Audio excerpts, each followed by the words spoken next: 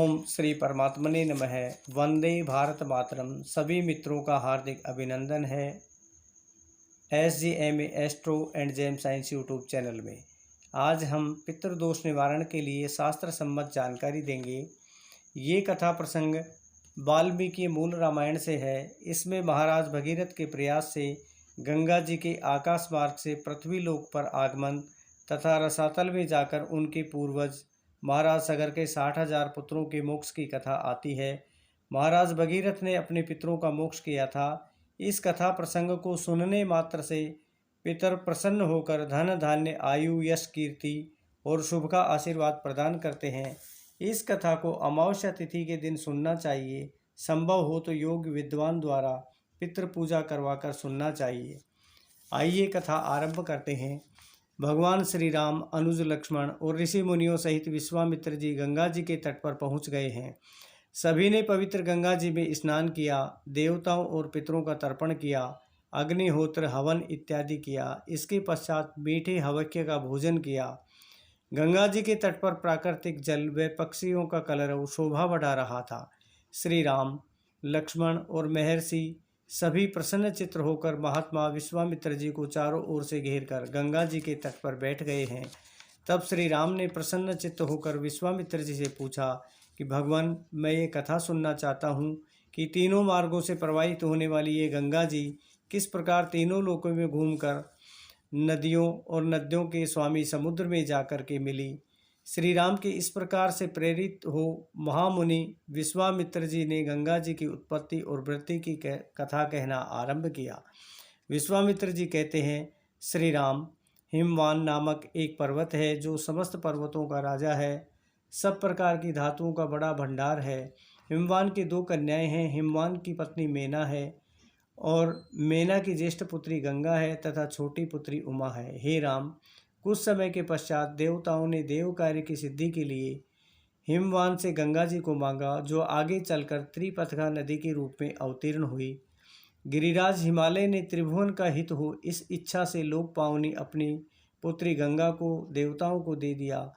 देवता श्री गंगा जी को पाकर कृतार्थ हुए। रघुनंदन हिमवान की दूसरी पुत्री उमा ने कठोर तप और व्रत किया। तप के प्रभाव से भगवान रुद्र को व्याधि गई। हे राम, अब श्री गंगा जी की त्रिपथगामिनी कैसे हुई? देवलोक में देव नदी गंगा, आकाश और आकाश से पृथ्वी और पृथ्वी से रसातल पहुंचकर त्रिपथगामिनी हुई। श्री राम और लक्ष्मण दोनों वीरों ने विश्वामित्र जी का अभिनंदन किया और इस प्रकार से कहा कि हे ऋषिवर, आप गंगा जी के दिव्य लोक तथा मनुष्य लोक से संबंध होने के वृतांत को विस्तार से सुनाइए तथा किस कारण गंगा जी की त्रिपथगा नाम से प्रसिद्ध हुई। तीनों लोकों में अपनी 3 धाराओं से कौन कौन से कार्य करती है। इस पर विश्वामित्र जी कहते हैं कि श्री राम, पूर्व काल में भगवान नीलकंठ ने उमा देवी के साथ विवाह करके उनको नववधू के रूप में निकट आई देखकर रति क्रीड़ा आरंभ की और दिव्य 100 वर्ष बीत गए। उनके गर्भ से कोई पुत्र उत्पन्न नहीं हुआ तो ब्रह्मा जी सहित सभी देवताओं ने रोकने का प्रयास किया। सभी देवताओं ने भगवान शिव को प्रणाम कर निवेदन किया कि सुरश्रेष्ठ, आप क्रीड़ा से निवृत्त होइए और वेद बोधित होकर तपस्या से युक्त होकर आप तप कीजिए। तीनों लोकों की हित की कामना से अपने तेज को अपने आप में स्वयं ही धारण कीजिए। लेकिन शिव ने देवताओं के अनुरोध किया कि ये तेज स्खलित हो जाए तो कौन धारण करेगा। इस पर देवताओं ने पृथ्वी के धारण करने के लिए कहा। इस प्रकार शिव ने पृथ्वी पर अपना तेज छोड़ा तो पर्वतों वनों सहित सारी पृथ्वी व्याप्त हो गई। देवताओं ने अग्निदेव को वायु के सहयोग से धारण करने का आग्रह किया, लेकिन अग्निदेव भी असमर्थ रहे। तो उस तेज को स्वामी कार्तिकेय का जन्म हो और इससे कुपित होकर उमा देवी ने देवताओं को और पृथ्वी को शाप दे दिया कि भविष्य में तुम्हारे भी संतान उत्पन्न नहीं होगी और पृथ्वी के बहुत से स्वामी होंगे। ऐसे में शिव पश्चिम दिशा में जाकर तप करने लगे। हे राम, ये उमा देवी का वृतांत सुनाया है। अब आप गंगा के प्रादुर्भाव की कथा सुनो। हे राम, इस प्रकार सभी देवता सेनापति की इच्छा से ब्रह्मा जी के पास आए और देवताओं के सेनापति की प्राप्ति का ब्रह्मा जी से निवेदन किया। इस पर ब्रह्मा जी ने उमा देवी ने देवताओं को शाप दिया था उसका स्मरण करवाया और कहा कि उमा देवी की बड़ी बहन गंगा जी के गर्भ से शिव जी के तेज को स्थापित करके अग्निदेव एक ऐसे पुत्र को जन्म देंगे जो देवताओं के सेनापति कार्तिकेय होंगे। इससे उमा देवी भी प्रसन्न होगी। इस प्रकार स्वर्ण, रजत, कांस्य, ताम्र, सीसा, रांगा इन धातुओं की उत्पत्ति हुई और स्वामी कार्तिकेय को 6 माताओं कृतिकाओं ने एक साथ दूध पिलाया। तो स्वामी कार्तिकेय ने भी 6 मुख धारण करके 6 माताओं का स्तनपान किया और इससे उनका नाम षडानन भी हुआ। एक दिन ही दूध पीकर स्वामी कार्तिकेय महाबली हो गए, देवताओं के सेनापति बने और दैत्यों की सेना पर विजय प्राप्त की। इस प्रकार हे राम, जो कार्तिकेय में भक्ति भाव रखता है वह दीर्घायु होकर पुत्र पौत्रों से युक्त होकर स्कंद लोक में स्थान प्राप्त करता है। महर्षि विश्वामित्र ने प्रभु राम से दूसरा प्रसंग इस प्रकार से कहा कि हे राम, अयोध्या में सगर नामक धर्मात्मा राजा थे। उनके ज्येष्ठ पत्नी विदर्भ राजकुमारी कीशिनी और कनिष्ठ पत्नी सुमति, जो अरिष्ट नेमी कश्यप की पुत्री और गरुड़ की बहन थी। 100 वर्ष की तपस्या के पश्चात महर्षि भृगु ने राजा सगर को वरदान दिया कि राजन, तुम्हारी एक पत्नी के तो एक पुत्र होगा और दूसरी के 60,000 पुत्र होंगे। तो रानी केशिनी ने एक पुत्र और सुमति ने 60,000 पुत्रों का वर प्राप्त किया। कुछ समय पश्चात रानी केशिनी ने अस्मंज नामक पुत्र को जन्म दिया। सुमति ने तुम्बे के आकार के एक पिंड को जन्म दिया, जिससे 60,000 बालक निकले, जिनको धाइयों ने घड़े में रखकर पालन किया। समय पाकर बालक युवा हो गए। सगर का अस्मंज नामक पुत्र अयोध्या के बालकों को सरयू में फेंक रहा था और हंसता था। अस्मंज को नगर से बाहर निकाल दिया गया। समय पाकर अस्मंज ने अंशुमान नामक पुत्र हुआ। कुछ काल के पश्चात महाराज सगर ने यज्ञ करने का निश्चय किया। हे मुनिश्रेष्ठ, मेरे पूर्वज महाराज सगर ने किस प्रकार का यज्ञ किया, यह विस्तार से बताने की कृपा करें। ऐसा श्री राम ने महर्षि विश्वामित्र जी से कहा। महर्षि विश्वामित्र जी ने इससे प्रसन्न होकर कहा कि हे राम, हिमाचल और विंध्याचल पर्वत के मध्य भाग में जो आर्य आवर्त के पुण्य भूमि है, उसमें यज्ञ का आयोजन किया गया। यज्ञ के अश्व की रक्षा का भार महारथी धनुर्धर अंशुमान ने स्वीकार किया था, परंतु इंद्र ने राक्षस का रूप धारण करके घोड़ा चुरा लिया था। इस पर यज्ञ के ऋत्विजों ने महाराज सगर से यज्ञ के घोड़े को वापस लाने का आग्रह किया। तो महाराज सगर ने अपने 60,000 पुत्रों को घोड़ा ढूंढ कर लाने का आदेश दिया। कहा कि हे पुत्रों, मैं यज्ञ की दीक्षा ले चुका, अतः तुम पौत्र अंशुमान के साथ मैं यहाँ रहूँगा। इस प्रकार 60,000 पुत्रों ने पूरी पृथ्वी के चक्कर लगाकर भी अश्व को नहीं ढूंढ पाए। तो उन्होंने पृथ्वी को खोदना आरंभ किया। तो शेष, असुर, नाग, गंधर्व ये पीड़ित होकर सभी ब्रह्मा जी के पास गए। ब्रह्मा जी ने देवताओं से कहा कि देवताओं, यह सारी पृथ्वी भगवान विष्णु की है और उनकी पत्नी स्वरूपा रानी है। सर्वशक्तिमान भगवान श्री हरि कपिल मुनि का रूप धारण करके निरंतर इस पृथ्वी को धारण करते हैं। उनकी कोपाग्नि से ये सारे राजकुमार जलकर भस्म हो जाएंगे। ब्रह्मा जी का ये वचन सुनकर सभी देवता हर्ष के साथ पुनः लौट गए। वे 60,000 पुत्र पृथ्वी को खोदकर वापस सगर के पास आकर बोले कि पिताजी, वह चोर हमें नहीं मिला। इस पर महाराज सगर ने पुनः ढूंढने का आदेश दिया। सगर के 60,000 पुत्रों ने पुनः पृथ्वी को विदीर्ण कर दिया और चारों दिशाओं में विशाल विरूपाक्ष गजराज को धारण किए हुए ऐसा दृश्य देखा। फिर वे राजकुमार पूर्वोत्तर दिशा में गए तो वहां उन्होंने कपिल मुनि को देखा। तो सगर पुत्रों ने कपिल से दुस्साहस करने पर कपिल मुनि रोष में आ गए। उनके मुंह से हुंकार निकलते ही सभी 60,000 पुत्र जलकर राख हो गए। हे राम, सगर ने देखा पुत्रों को गए बहुत दिन हो गए। ऐसा जानकर अपने पुत्र अंशुमान से कहा कि वत्स, तुम सूरवीर हो, विद्वान हो, अपने पूर्वजों के तुल्य तेजस्वी हो। अपने चाचाओं के पथ का अनुसरण करो और चोर का पता लगाकर अश्व को ले आओ। पृथ्वी के भीतर बड़े बड़े बलवान जीव हैं, अतः तुम अपने शस्त्र, धनुष और तलवार भी लेकर जाना। जो पुरुष वंदनीय है उन्हें प्रणाम करना, जो तुम्हारे मार्ग में विघ्न डालने वाले हों उनको मार डालना।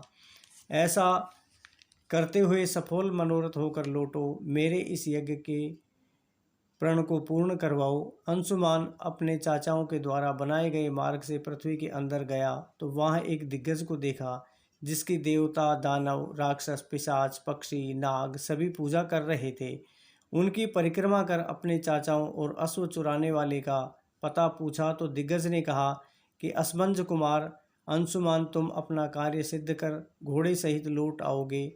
इस प्रकार 4 दिग्गजों के पश्चात वह उस स्थान पर पहुंचा जहां 60,000 चाचा राख के ढेर में पड़े थे। वह फूट फूट कर रोया और अपने यज्ञ के अश्व को चरते हुए उसने देखा। अपने चाचाओं को जलांजलि देना चाहा, लेकिन वहां जलाशय नहीं था। हे राम, दूर तक देखने के पश्चात भी जो गरुड़ सगर पुत्रों के मामा हैं दिखाई दिए। तब महाबली गरुड़ विततानंद ने अंशुमान से कहा कि तुम गंगा जी को लेकर यहाँ तक जलांजलि दे दो, ये यज्ञ का अश्व ले जाओ और यज्ञ पूर्ण करो। यज्ञ पूर्ण कर महाराज सगर नगर में लौट गए। उन्होंने गंगा जी को लाने का प्रयास किया पर वो सफल नहीं हुए। हे राम, सगर की मृत्यु के पश्चात अंशुमान राजा बने, फिर दिलीप राजा बने। अंशुमान ने 32,000 वर्ष तक राज्य किया। दिलीप के पश्चात उनके भगीरथ नामक पुत्र राजा रहे। भगीरथ के पुत्र नहीं था। महाराज भगीरथ ने पूर्वजों के उद्धार हेतु गोकर्ण तीर्थ में तप किया। 1000 वर्ष के पश्चात ब्रह्मा जी ने प्रसन्न होकर भगीरथ को वरदान किया। भगीरथ ने इस प्रकार का ब्रह्मा जी से वर मांगा कि हे देव, महाराज सगर के सभी पुत्रों व मेरे पूर्वजों को गंगा जी का जल मिले और मेरे संतान होकर इक्ष्वाकु वंश की वृद्धि हो। यह संपूर्ण इक्ष्वाकु वंश के लिए लागू हो। इस प्रकार ब्रह्मा जी ने भगीरथ को वरदान दिया तथा गंगा जी के वेग को धारण करने के लिए शिव को प्रसन्न करने का उपदेश किया। हे राम, भगीरथ ने 100 वर्ष तक तप किया। इस पर भगवान शिव प्रसन्न होकर श्री गंगा जी को अपने मस्तक पर धारण करने के लिए प्रसन्न हो गए। गंगा जी भगवान शंकर के मस्तक पर गिरी। इसी समय गंगा जी ने सोचा कि मैं अपने वेग से शंकर जी को पाताल में ले जाऊंगी। इस पर त्रिनेत्रधारी भगवान शिव ने गंगा जी के अहंकार को मिटाने के लिए गंगा जी को अपनी जटाओं में समाहित कर लिया। बहुत वर्षों तक भगवान शिव की जटाओं में भटकती रही। इस पर भगीरथ ने पुनः तप किया और भगवान शिव को प्रसन्न किया। तब भोलेनाथ ने गंगा जी को बिंदु सरोवर में छोड़ दिया। तब श्री गंगा जी 7 धाराओं में विभक्त हो गई। आलादिनी, पावनी और नलिनी, ये 3 धाराएं पूर्व की ओर चली और शेष 3 सुचक्षु, सीता, महानदी, सिंधु, ये 3 धाराएं पश्चिम की ओर प्रवाहित हुई। इस प्रकार 7वीं धारा के पीछे पीछे चलने लगी जो भगीरथ के पीछे चली। इस प्रकार देवलोक के देवता भी श्री गंगा जी की शोभा निहारने लगे। गंगा जल का स्नान व आचमन करके जन समूह अपने पापों को नष्ट करने लगा। उस मार्ग में अद्भुत महापराक्रमी राजा जहनु यज्ञ कर रहे थे। गंगा जी अपने जल प्रवाह से यज्ञ मंडप को बहा ले गई। राजा जहनु ने इसको गंगा जी का गर्व समझकर गंगा जी के समस्त जल को पी लिया। इस पर देवगण, ऋषि, गंधर्व सभी ने महात्मा जैनु की स्तुति की। तब महात्मा जैनु ने अपने कर्ण छिद्रों से पुनः गंगा जी को प्रकट किया। इस प्रकार गंगा जी महात्मा जैनु की पुत्री जाह्नवी कहलाई। वहाँ से गंगा जी महाराज भगीरथ का अनुसरण करती हुई रसातल में पहुँच गई और गंगा जी के पवित्र जल से सगर पुत्रों का उद्धार हुआ। वे सभी स्वर्गलोक में चले गए। ब्रह्मा जी का आगमन हुआ और ब्रह्मा जी कहते हैं कि नर श्रेष्ठ महात्मा सगर के 60,000 पुत्रों का उद्धार हो गया। इस संसार में जब तक सागर का जल रहेगा तब तक सगर के सभी पुत्र स्वर्ग में रहेंगे। ये गंगा जी भी तुम्हारी ज्येष्ठ पुत्री भगीरथी के नाम से प्रसिद्ध होगी। त्रिपथगा दिव्या भगीरथी नाम से विख्यात होगी। हे नरश्रेष्ठ, तुम भी गंगा जी में स्नान करके अपने दिव्य पितरों का तर्पण करो और मैं अब ब्रह्मलोक को प्रस्थान करूँगा। तुम भी अपनी राजधानी में लौट जाओ। इस प्रकार भगीरथ ने पितरों का तर्पण किया। हे राम, यह गंगा अवतरण का मंगलमय उपाख्यान आयु, धन, यश, पुत्र और स्वर्ग की प्राप्ति कराने वाला है। जो ब्राह्मणों, क्षत्रियों और दूसरे वर्ण के लोगों को भी यह कथा सुनाता है, उसके ऊपर देवता और पितर प्रसन्न होते हैं। हे राम, जो इस कथा को सुनता है वह संपूर्ण कामनाओं को प्राप्त कर लेता है। उसके सारे पाप नष्ट हो जाते हैं तथा आयु की वृद्धि होती है एवं कीर्ति का विस्तार होता है। मित्रों, यह गंगा अवतरण का कथा प्रसंग पितृ कार्य अमावस्या के दिन ब्राह्मण से पूजा आदि करवाकर सुनना चाहिए। उसके पितर प्रसन्न होकर तृप्त होते हैं तथा आशीर्वाद प्रदान करते हैं। मित्रों, सनातन पथ के लिए सब्सक्राइब करना, लाइक करना, शेयर करना हमारे उत्साह में वृद्धि रहेगी। जय श्री राम।